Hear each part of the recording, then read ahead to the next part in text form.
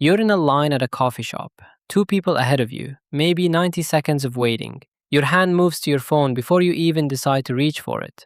For most of human history, 90 seconds of waiting was 90 seconds of waiting. Nothing arrived to fill it. And there was one profession where those 90 seconds could stretch into 3 uninterrupted years, across every voyage, every era, every flag. So, what did they actually do in there? The answer explains something about your own brain that you use every single day, and it's being deleted right now, and almost nobody has noticed. The Mediterranean, 2nd century AD.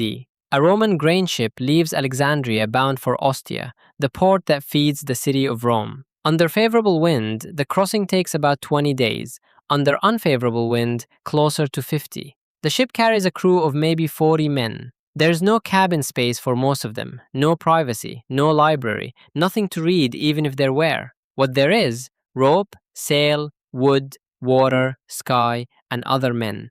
For weeks. This is not an unusual voyage. This is the standard voyage. The Roman grain fleet ran this route every summer for 400 years, thousands of ships carrying tens of thousands of men. And the profession that produced them had already existed for over 2,000 years before that first ship left Alexandria. So what did they actually do in there? The answer, across every era, is the same. They made things. Small, useless, beautiful things from whatever was at hand. A Roman sailor braided rope into decorative knots that served no rigging purpose.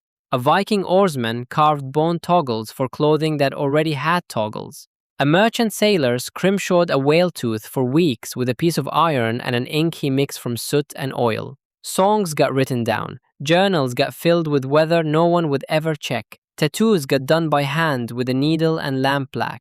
Every era of sailors invented the same output. Small, portable, obsessive crafts. This is not a coincidence. It is the fingerprint of the condition. In 2013, a psychologist at the University of Central Lancashire named Sandi Mann ran an experiment. She gave people a boring task first, copying numbers from a phone book for 15 minutes. Then she gave them a creative task. They outperformed the control group. She made the first task even more boring. They outperformed the control group by more. The boredom wasn't the enemy of the creative output. The boredom was the fuel. But here's what's fascinating. The effect only appeared when the boring task allowed the mind to wander. What sailors were doing was a very specific kind of occupied but unstimulated attention, not idle time. And human brains do something remarkable when they're in that state. The popular reading of sailor life is that the work was brutal and the free time was scarce, that the men were exhausted, overworked, and had no time for anything but sleep. This reading is not exactly wrong, but it misses the mechanism entirely. Watch the Royal Navy Day, hour by hour. 4 hours on, 4 hours off, round the clock. When you were on, you were mostly waiting, watching the horizon, adjusting a line, standing at a station where nothing was happening. When you were off, you weren't sleeping. You were sitting in a hammock with 40 other men, holding a piece of scrimshaw or a length of rope, waiting for the next watch. The work was the empty time. Every hour of watch was an hour where nothing arrived to occupy the mind fully. This is not a modern reading of the record. A sailor wrote it down while it was happening.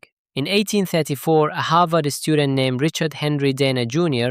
dropped out of college due to measles weakened eyesight and shipped out as an ordinary seaman on a merchant vessel bound for California.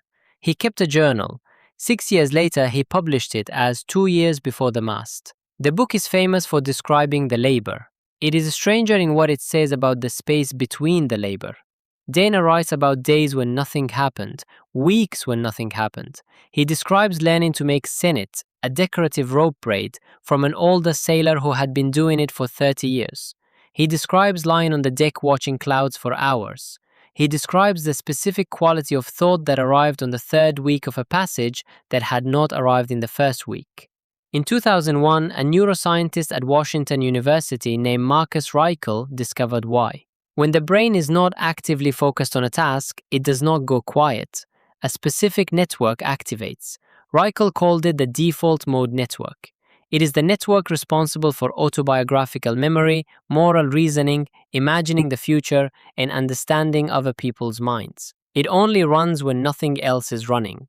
Dana didn't have the name for it, but he had the experience. He wrote that after months at sea, his own past appeared to him with a clarity he had never had access to on land. Characters he hadn't thought about in years walked into his mind fully formed. Decisions he had made became legible in a way they had never been while he was inside them. This is what he came home with, not the labor, the thought. You have this network. It is running right now, or it would be if there were nothing else running. But there is. Think about the last time you were in a line, an elevator, a waiting room, a bathroom, or lying in bed with the lights off. How long did the empty time last before you filled it? Maybe 90 seconds, maybe 60, maybe 12. The average American now touches their phone 2,617 times a day. The average person under 30 checks their phone within 3 minutes of waking. There is no untouched empty time left in the modern day, not even seconds of it. We didn't lose it in one decision, we lost it in 3 layers. Radio in the 1920s, television in the 1950s, the phone in the 2010s.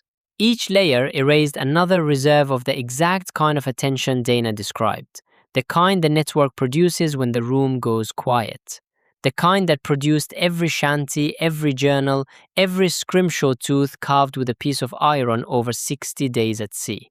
But there is one population still living inside it, right now at industrial scale, the modern container ship crew. 20 men on a vessel the size of a skyscraper, 20-day crossings between ports with no signal, no connection. In 2019, researchers at the Seafarers International Research Centre at Cardiff University documented what these men do with the time. Journals, wood carvings, elaborate personal correspondence, reading, long, unhurried, structured thoughts. The exact same output as a Roman grain sailor over 2,000 years apart. Identical fingerprint, same condition, same product. And here is the part almost nobody knows.